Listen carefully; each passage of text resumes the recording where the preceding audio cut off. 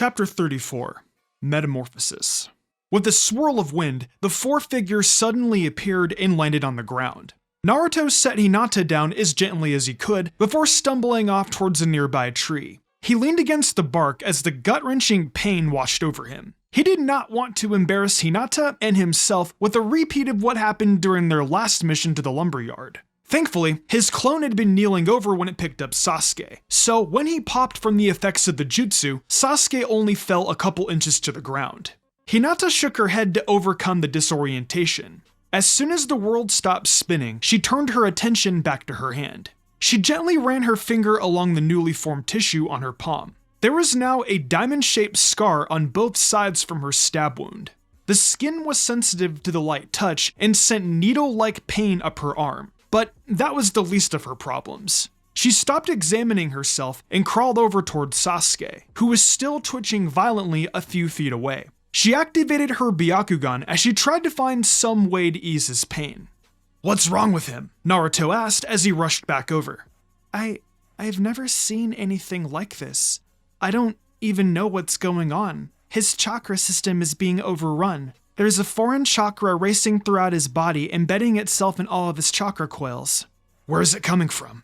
Hinata pointed at the back of Sasuke's neck, and Naruto felt his stomach churn all over again. There was no mistaking that three-tomoid mark. He had gazed upon that same design for years in a desperate struggle to make it up to one of the few people that had ever reached out to him. He swore as he sunk to his knees and began examining the seal. He placed a hand out to touch the design, but quickly reeled back as a purple flame singed his fingers. This was bad. This was really bad.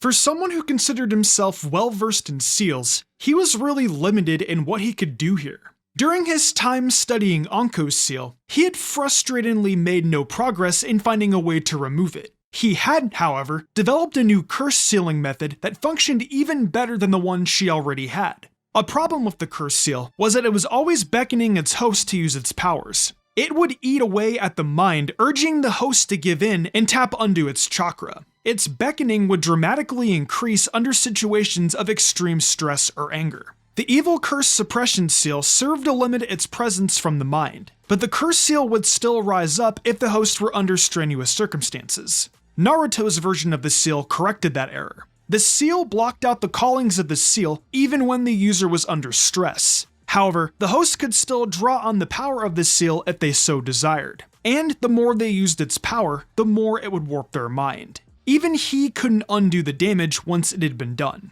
Hinata began rummaging through her pouch for her medical supplies, but took the time to shoot Naruto a concerned look. "Are you okay, Naruto? You were gone for an awfully long time. We were growing worried before that man showed up." I'm fine," he muttered as he continued to glare at the seal. "A few snakes held me up." She was silent as he failed to elaborate any further. He was just too entrenched in his thoughts. She glanced down and felt her heart sinking further as she watched Sasuke twitch in his sleep.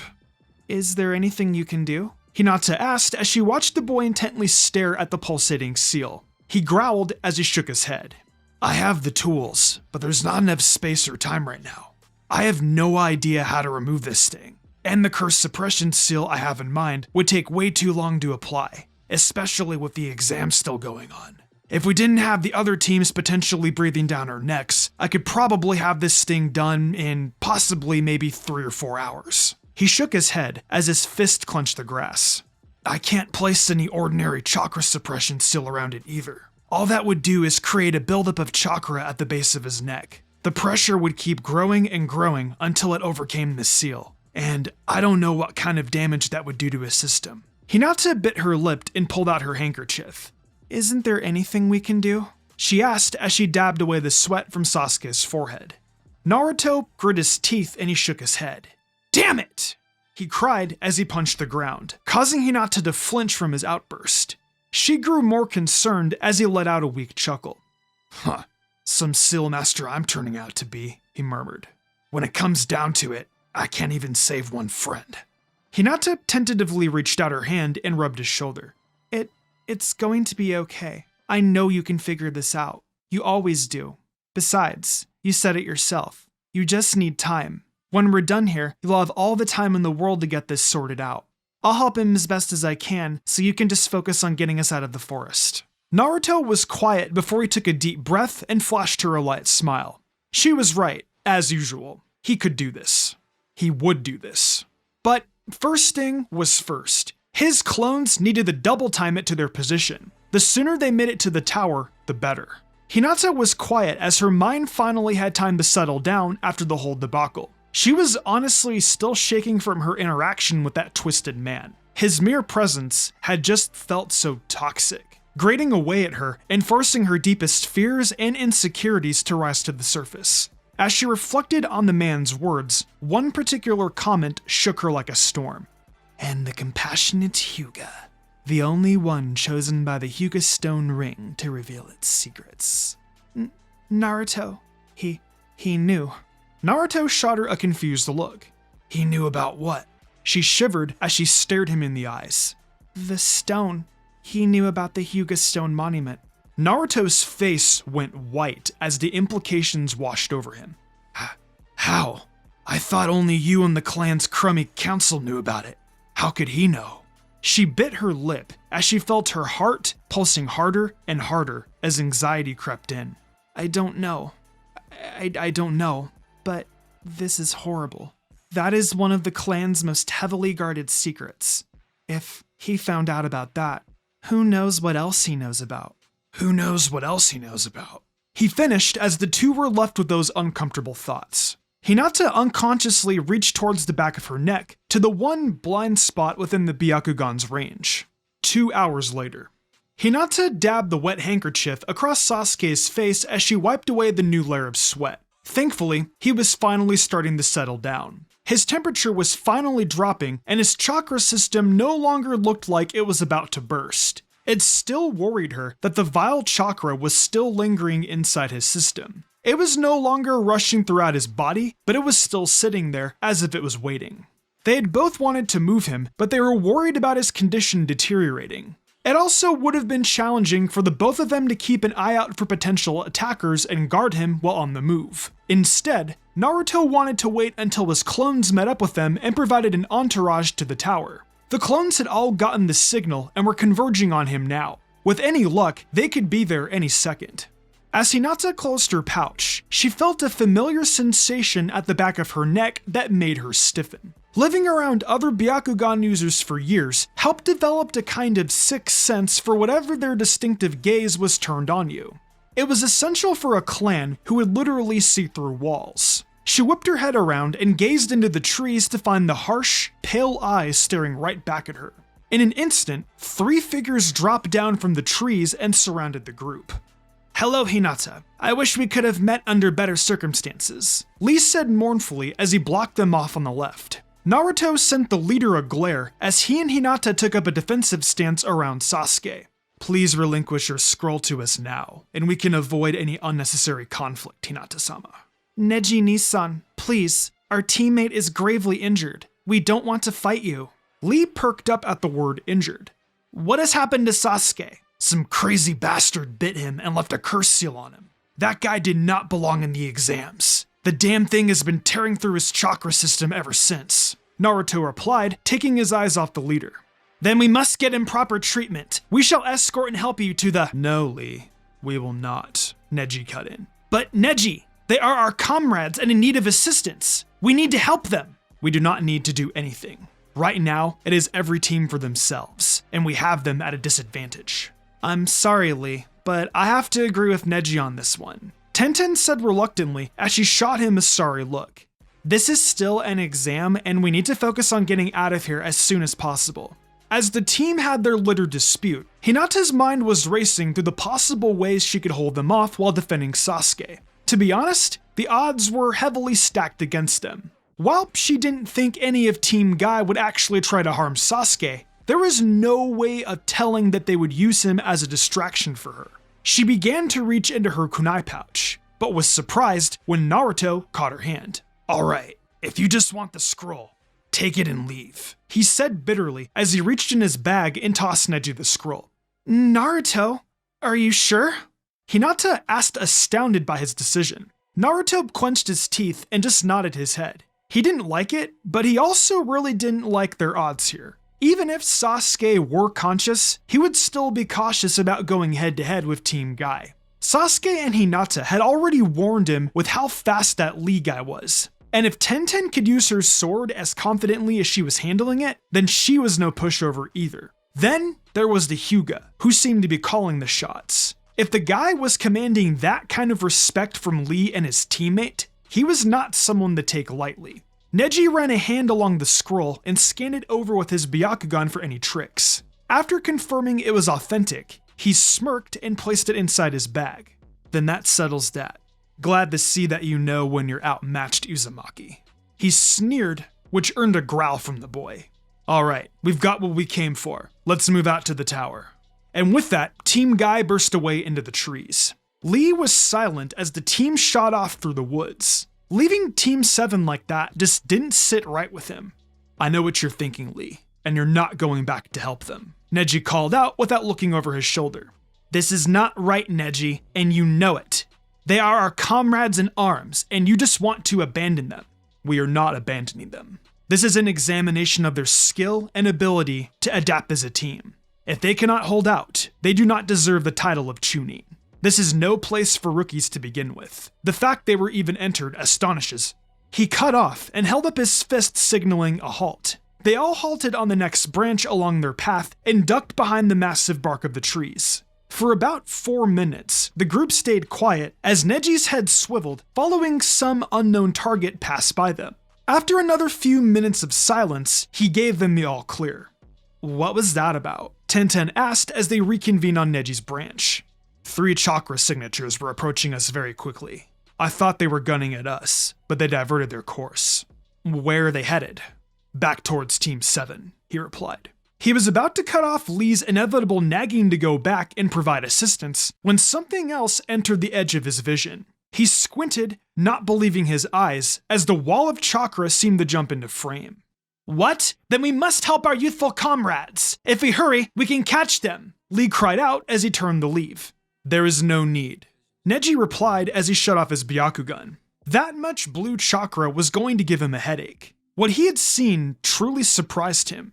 To think that this year's dead last had that much chakra. Uzumaki, there is more to you than meets the eye.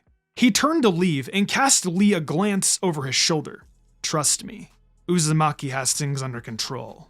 Give me 10 minutes and you would have been singing a whole different tune, you bastard. Naruto muttered under his breath as he watched Neji and the rest of Team Guy jump away. Hinata let out a sigh that she didn't know she had been holding and walked over to him. That was a very mature decision. Are you sure you're okay with it? I mean, I'm not really happy about it, but that was the right call. He sighed as he turned to her. We didn't really need it anyway. The clones have a set coming on the way. He turned and glanced back at their little makeshift campsite. Let's start packing up. They should be here any minute. She nodded, and the two started packing and sealing away Hinata's medicine kit as they got ready to leave. After a few minutes, Naruto froze as his hand hovered above a piece of paper. Naruto, what is it? I believe we have company again. He muttered and turned towards the underbush. Knowing they'd been found out, 3 figures sauntered out of the bushes to stare down the 2 genin. I'm intrigued. How did you notice our presence? The bandaged one in the middle called out. Your smell. The carpet you're carrying on your back reeks of mud, sweat, and dried blood. Naruto replied in disgust. The boy simply chuckled as the other 2 simply sneered. Why did every team have to be assholes? Listen up, Naruto called out. If you're here for a scroll, don't bother. We don't have one. Ours was already taken. And just why should we believe you? Dosu replied. Besides, we aren't here for the scroll. This put Naruto and Hinata on edge as they turned to the sleeping boy behind them. You see, we've been instructed to eliminate him. Since we're feeling sporting, I'll give you this one chance to walk away. No, I'm going to give you this one chance, Naruto curtly replied, surprising Hinata. Naruto was always so upbeat and energetic that it was uncomfortable to see him so angry, yet calm. Dosu was also surprised when he noticed the boy's pupils shift into slits. His blue eyes were like ice, cold and unnervingly calm. You're threatening my friend. and I'm really not in the mood to deal with you right now. So I'm gonna say this only one more time. Back off. Oh, we're so intimidated, short stuff. I can't wait to see you and that Hyuga bitch screaming on the Naruto shot off faster than she could react and slammed his fist into her gut. As her eyes widened, he grabbed the sides of her head and slammed it into his knee. Blood splattered from her nose as she stumbled back, screaming in pain. Not giving her a reprieve, he spun and smashed his heel into her ribs, sending her flying to the side. Zaku was the first to respond. He growled as he threw up his hands and shouted, "Decapitating airwaves!" Razor-sharp wind blasted out of the tubes in his arms and raced towards Naruto, who easily jumped out of the way. Zaku aimed at the blonde mid-air and fired 2 more shots, which were intercepted by a pair of water bullets. Hinata dashed through the shower of water and began engaging him up close. Kin clutched her face as she slowly rose from the ground, desperately trying to ignore the ringing pain in her head. Dosu landed in front of her and kept an eye on Zaku's fight with the Hyuga girl. "You alright?" "God damn it, I think that fucker broke my nose." Dosu turned around to comment, but was astonished as Naruto reappeared behind him and shot a kick towards his back. He managed to jump away, but the blonde twisted around and slammed another fist into Kin's face. "I did now," he coldly replied as he grabbed hold of her arm and twisted it behind her back. Despite the pain, Kin felt something change, and suddenly she slammed into the ground under some invisible immense weight. Dosu remained cautious and eyed the black mark along her arm as Naruto stood back up. "Seals, troublesome things," he thought as he reevaluated the small boy in front of him. "I told you, I'm not in the mood for games. I won't allow you to just threaten my friends." Dosu scowled as he raised his metal gauntlet and took up a defensive stance. "Stay still, you stupid bitch!" Zaku screamed as he backpedaled away and shot off another blast of wind at the girl. Hinata ducked under the razor-sharp wind and grabbed a hold of his arm. Her hand danced up his right arm, leaving dark welts in his wake. Zaku slashed at her with the kunai in his free hand, forcing her to jump back. He raised his right arm and attempted to blast her away, but was surprised when nothing happened. "What the hell? What have you?" He was cut off as she slipped through his guard and slammed her open palm into his chest, knocking him back several feet. He fell to one knee as he clutched his chest. He was about to curse her out, but he choked on his own breath. He sent her a terrible glare as he tried as hard as he could to simply take in a suitable gulp of air. She had hit him in his left lung, which was going to make it very hard for him to breathe, let alone fight. She turned the check back on Sasuke, but stopped as she heard an ear-piercing scream from Naruto. She whipped around and found him on the ground cradling his ears. Blood was seeping through his fingers as he clutched his head. Dosu stood over him with his metal gauntlet, setting off wave after wave of concussive sound waves. He smirked at the boy's misery, but his eyes widened as he noticed 2 water bullets flying towards him. He jumped away as the Hyuga girl landed in front of the blonde with the kunai drawn. Naruto clenched his teeth as he tried to stumble to his feet. It honestly felt like 2 spikes were being drilled into his ears and clashing against each other in the middle. He placed a hand on Hinata's shoulder to steady himself before glaring at Dosu. He was surprised as Hinata waved his hand in front of his face to get his attention. He could see her lips moving, but noticed he wasn't hearing anything other than a loud, high-pitched squeal. "Naruto, are you okay?" She repeated as she glanced back to him. She was beginning to grow worried. He shot her a confused look as the boy across from them started laughing. "Sorry, sweetheart, but he's going to have some trouble hearing for a while. It happens when your eardrums are blown out." He smirked as he raised up his metal gauntlet. She was about to respond when Naruto cried out and grabbed his ears. He grit his teeth and growled as a strange sensation washed through his head and into his ears. "God damn it, that really hurt," he muttered as he tentatively poked a finger into his ear.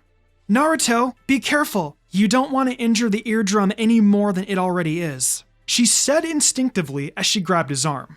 "Sorry, Hinata," he replied, surprising everyone. "How the hell?"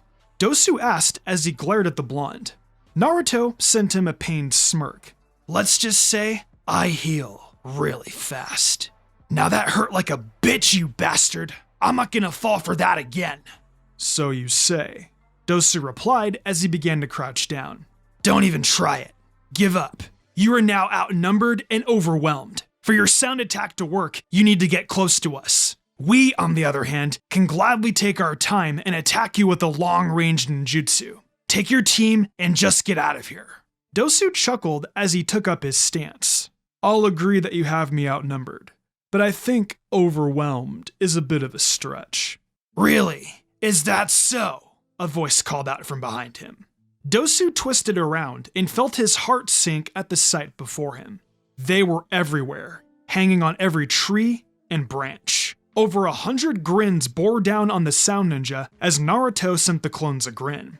Just in time, boys. Now, I believe you were saying something about not being overpowered? Dosu cursed as he glanced back and forth between the original and his clones. There was no denying it now. He was in serious trouble. He had tried to keep a cool head after the boy easily took down Kin, but now he had to admit he was really in over his head.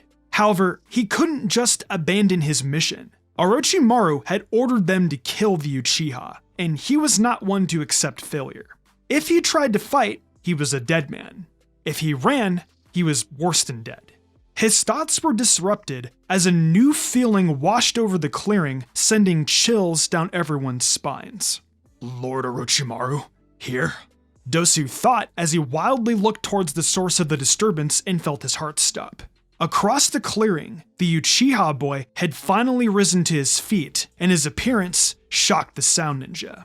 Dosu had just assumed the boy had been injured from some run-in with another team, but the reality was even more horrifying.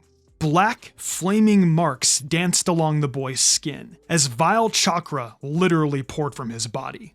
The familiar, horrid chakra that every sound ninja was familiar with radiated from a tiny marking that glowed on the back of his neck. The curse mark. But why? Dosu thought as the pieces started falling into place. Orochimaru didn't want them to kill the Uchiha. He wanted them to be his test subjects. The boy stumbled forward and flashed Dosu a look, which froze him to his core. Those burning red eyes only served to accent his demonic-looking presence. Zaku stumbled to his feet as he fought to wrestle his breath back under control. He flinched as his moment drew the attention of the boy. He blinked and stumbled back as the boy suddenly appeared in front of him. The Uchiha grabbed him by the collar and yanked him up to his face. And who might you be?